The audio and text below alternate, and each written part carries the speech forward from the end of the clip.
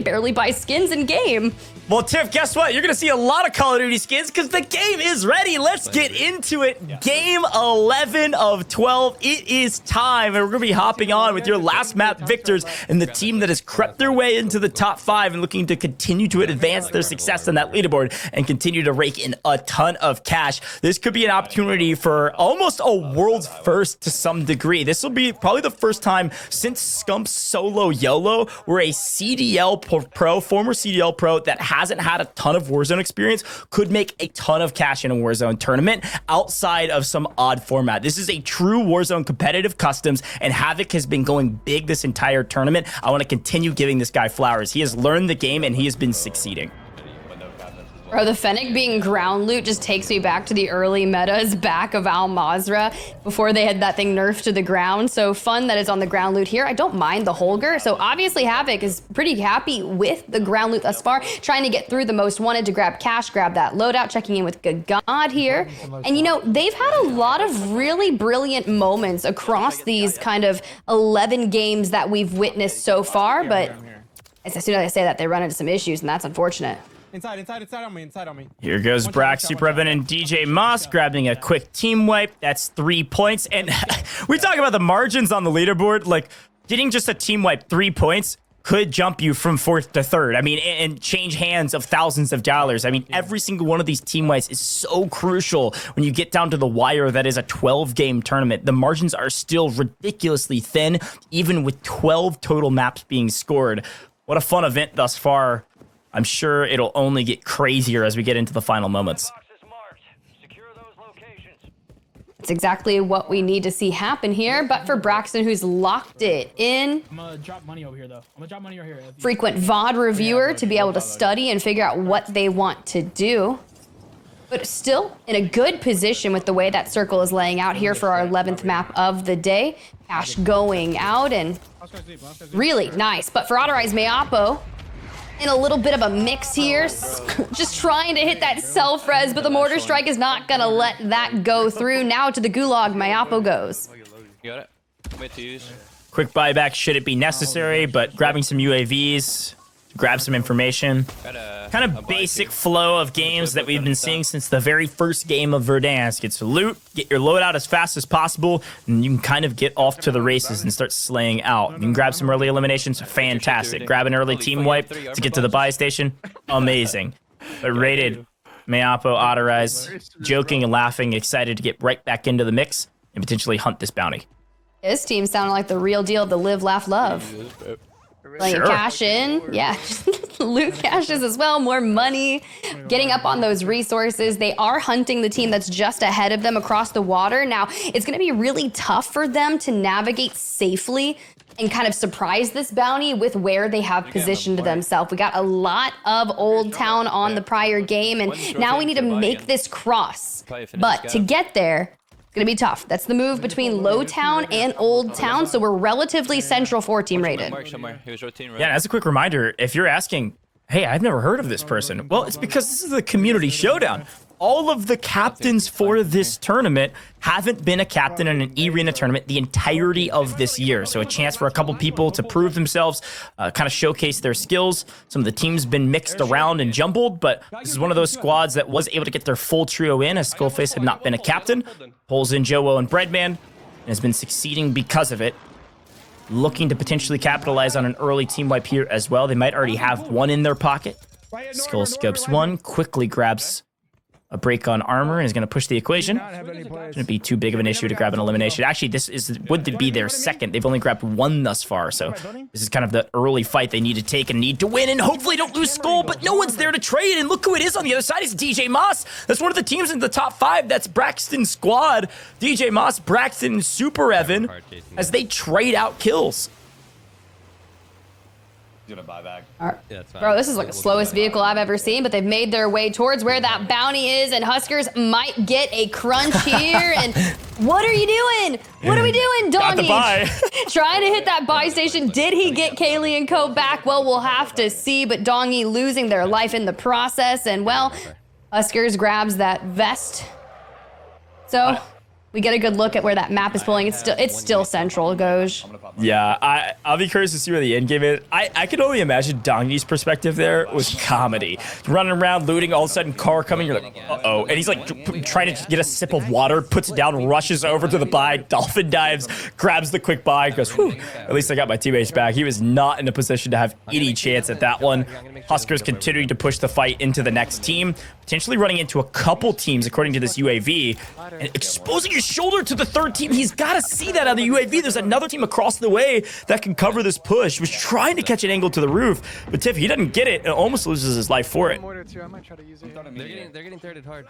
Pop that UAV. I like this comm. They're getting thirded hard. And this is a big deal because that knock was on to Crinks. And Crinks right now is sitting in second place. So this could allow Team Havoc some vital kills that will also open up that top of the leaderboard. But we're getting that res onto Havoc, not letting them burn out that self-res, but still trying to stay out of the chaos. They have the sniper to allow them to get into the mix. And as I say that, Unrational just tries to get over the fence, losing life in the process. That's what you get. Aydan was the one that made that trade in full onto Unrational, but the snipe comes through and Aydan is done and dusted.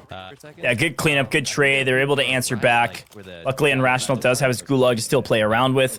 It's been cool to see, honestly, the teams inside the top 5 all fighting each other. We've shown 4 of the top 5 teams, and those 4 teams have been battling it out against each other in the early game. We're just now in the second circle. Tiff, there's only 5 trios fully eliminated from this lobby, and they're wiping each other, but they're not giving up their entire team while doing it. They're picking up a kill here or there. They're weakening their opponents, but they're staying alive, and that's the makings of a great team.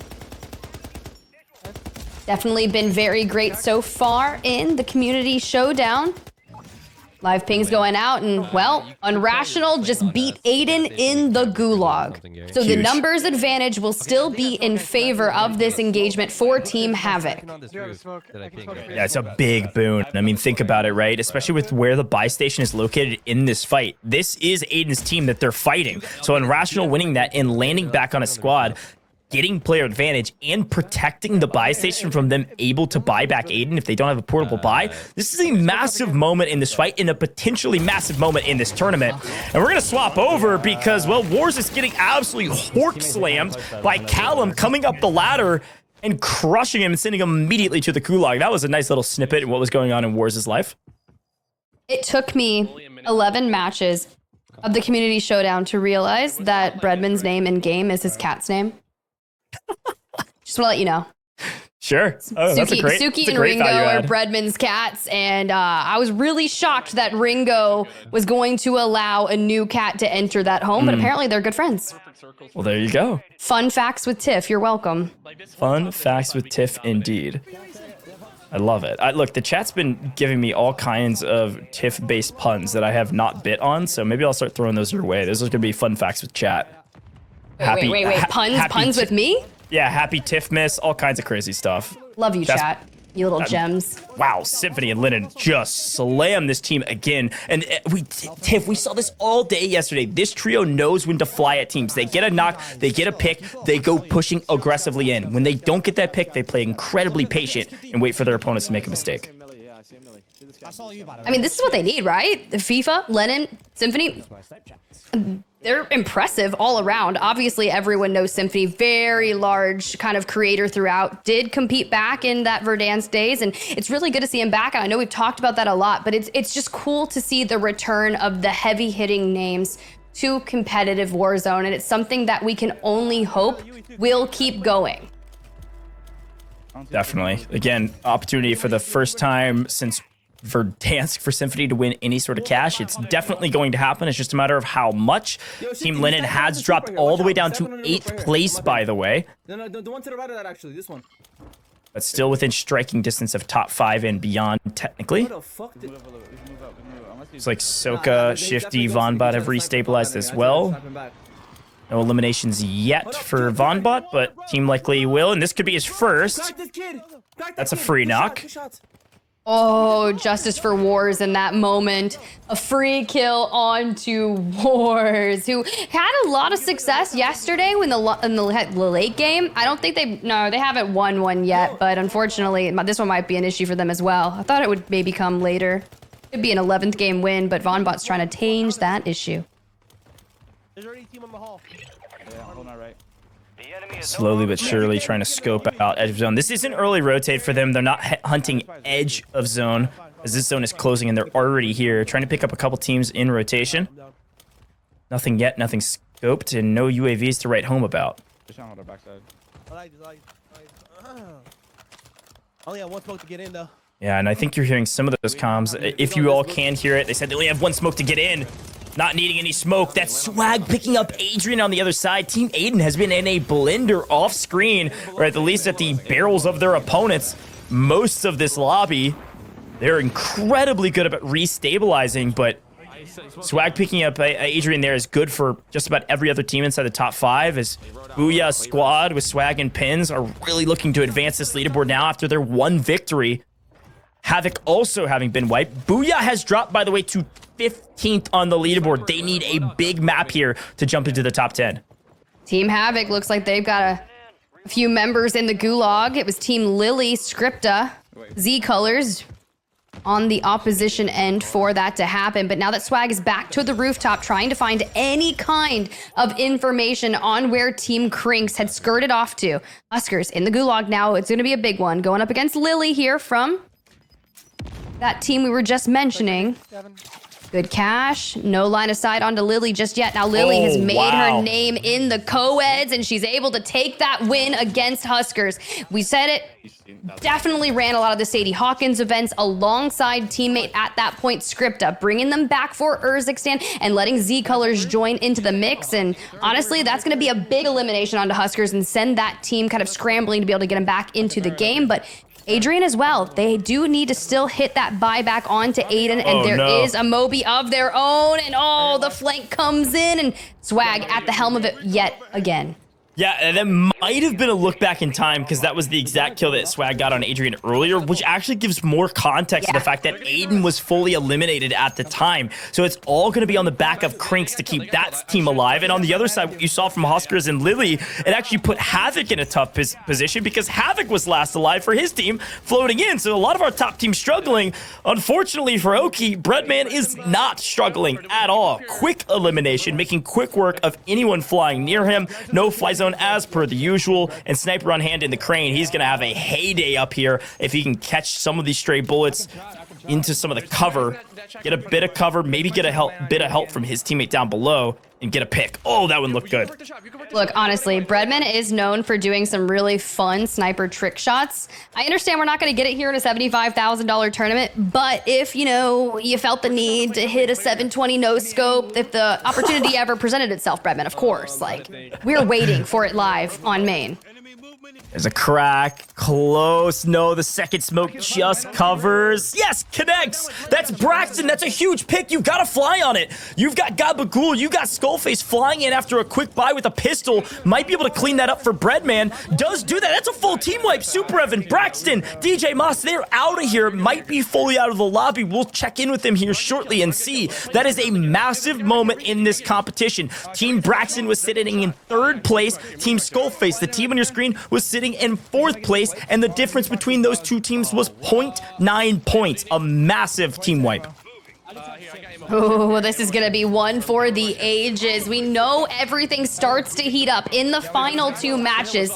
This marathon slowly starting to come to an end, and as we keep moving towards that area for the next zone, can we pick up some eliminations throughout? Well, Team Havoc, full regain has been had. We're all back onto the map, but with the push comes to shove, the buy, that's going to be Team Pens down and out for them, but still alive because it does not connect to a team wipe. Huskerrs trying to double down, needs to stay safe, only has 3 plates. We need some support from Havoc and Unrational, but they are just able to get back on, and well, goodbye Swagg. Yeah, that's another big team wipe, but mostly because this team was in such a blender. As a moment ago, we just mentioned, Huskerrs lost his gulag. Havoc won his, but he was the only player left alive, and he was just floating with a parachute. Somehow not only found loot, but found the buy station, got both of his teammates back, and they win a team fight and get a ton of loadout weapons. I mean, talk about a massive restabilization and a moment that they're going to look back on and say, that regain by Havoc, and Havoc alone just won them likely thousands of dollars. Alright, we're good. Win this fucking game, bro. I'm spotted. There you go. You had it from Team Havoc. Let's win this game, bro. And then cue Lennon. Calm, collected, eyes in the vein, ice in the veins. It's too obvious. Just making sure Sim's got his right, you know? That's all we need. Sim, hold right. Is the most wanted out on the edge of that zone, trying to get his teammates back. Let me know if you want me to pop it at some point. And they do have the UAV. At this point, I don't know if they need it, but the calm before the storm. Here is the storm. Vonbot in trouble. Goes down. Soka self-reviving and gets up. Will he answer back with the self-revive? He does. With the help of Shifty, they are going big. That's going to be a team wipe out of nowhere. But Shifty falls. No, Soka. Shifty last alive. And with the precision airstrike, gets the full team wipe. Unbelievable, wild action as we head back to the hills of Middle Earth and journey through the rocks down to wherever they're going, looking for any team they can get their hands on. What an odd dichotomy, and that is right there is the definition of Warzone, Tiff. I feel like I just got whiplash from watching two completely different games, bro. They're out here frolicking in the fields trying to catch jellyfish like SpongeBob and freaking Skullface going through it. But yet again, we've got another circle pulling towards that northwestern side of Urzikstan. We are just kind of northwest of Cargo. So these are the hills outside of that. So being able to take space early, but get a little bit of cover by playing these kind of off-camber angles, will be able to find success. So Breadman, sniper in hand, setting the sights on a player by the tower, not connecting, probably missing by mere inches, but some sniper shots to answer back. Yeah, the big things we can note right now based on where these teams are at. Super Evan's team was full dead. That's Team Braxton, who's in 3rd place. They are going to drop down this leaderboard 100% assuredly. The question is how far, because Team Skullface is still alive and Team Havoc is still alive, who were in 4th and 5th going into this one. They need to make it to top 8. We have 10 teams left. Top 8 is the 1.3 times multiplier, all right? Lock in. You've got to survive 2 more if you want the big multi, and then the question is how many eliminations will you get? Now, this gets weird. Jailbreak is popped right now, and at this point, everybody must splat unless you have a teammate alive. If you got a teammate alive, they're going to be coming back for free. Now, I'm going to double check on that ruling. That was the ruling we had before. We want to double check on that, but the gulag is full close. Jailbreak will only matter for the now 8 teams alive as the jailbreak proc, so just keep that in mind. We're going to have full trios alive, at least for a moment, of 8 teams and 8 teams alone. Dude, there's just not a lot of area for players to splat, and it's gonna start raining bodies here shortly. But force Redman. He's just gonna aim up. Like, what else are you supposed to do? I know. A lot of those players need to splat as fast as possible and not get sniped out of the air, and I think mostly everybody's on the same page on that, so we should be good there. We have our 8 teams. Everybody splatted. Look, congrats to our Warzone players following the rules. I love it. 8 teams left, 23 players up. Here we go. Here are the final moments as the circle does push out of a majority of the cover. Huskerrs is dodging 17 frag grenades, and our power supply units apparently are keeping intact as 30 grenades keep him at bay, but he does stay alive. And for a moment, we get a chance to look at XLC and Clutchbelk and Slack having a bit of a reprieve inside some of the final pieces of cover, but I still have all eyes on Team Skullface on the high ground, still with 8 teams left. They could pick up a ton of kills here, potentially. It's exactly what they need to do to make a play to return towards the top of the leaderboard. Friendly reminder, after those 2 games came in with our updated leaderboard, they slipped from 1st to 4th. A monumental slip, a totaling of $24,000. Nice sniper shots there. But for QLC, Slacked and Clutchbelk, they were making a lot of end games in day 1. And now trying to find a final form, trying to evolve throughout the marathon of games. Trying to clean house. But it's Breadman still aiming to hold that high ground here on the mountains, just lying low. Wow, Huss survived, honestly, longer than I thought he would. Picked up a couple of eliminations on the way. Congrats to him. There's a team wipe. That's a big wipe there from Bread. That's now 7 for Bread. This is a huge game. Could potentially rival their biggest game yesterday. They're not going to do it in the final map. This is the penultimate map of the day, the penultimate map of the tournament. And with the zone pull that's been given, that building will have a tiny piece of cover, and they know it. They see it. They make the call to go. They're going to hold high ground on edge of building. This is massive for this trio. All 3 alive. One of the only other trios still alive, Oki, Robstar, Scraps, a big game for them as well. As a reminder, a ton of prize pool is going to be changing hands in these next 2 maps, and every place matters. So even a team like this who has dropped out of the top 15, if they can win here with a sizable amount of eliminations, this could be huge. But no, the high ground position by Gabagool himself. Skullface picks up several eliminations, Tiff, and it was because of that early rotation. They were able to get off the hill quick enough. Prior to those eliminations, we had 3 full trios and a duo. The duo is going to be Team Vonbot. Shifty and Soka still held the roof here, but they left behind Joewo to make some plays from inside the gas. Gonna lose their life and forced to play out as a duo. I love that they're keeping an eye on the stairway because Team Scraps is inside the building. Where is this final zone? This is going to be crucial. And it will pull out of this building. It's going to go to dead center of the 9th circle.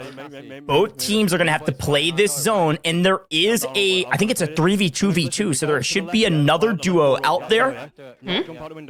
Playing low ground. They're going to go ahead and make the rotation. Big rap, and they go for the push up the stairs. They lose one. They do body stack, and they lose. It's Soka on the other side. It's Shifty on the other side. Shifty and Soka go massive and not only win the gunfight, but win the full team fight. Get to the top 2 with a ton of eliminations. And sure, Breadman, Joewo, they likely win this. Skullface down below picks up Shifty. But Tiff, that is going to be a ginormous game for Shifty, but a massive game as well for the team on screen. Matching their game from yesterday. Joewo, Breadman, Skullface, 19 elimination victory with a 1.5x multiplier. But what I saw was Shifty by himself on 11. On 11, getting a 1.3x. 3 wins for Team Skullface. They know what they are doing. That competitive synergy has clicked into gear. And it's quite impressive. We can only imagine that rise to try to get back into the top 3 and even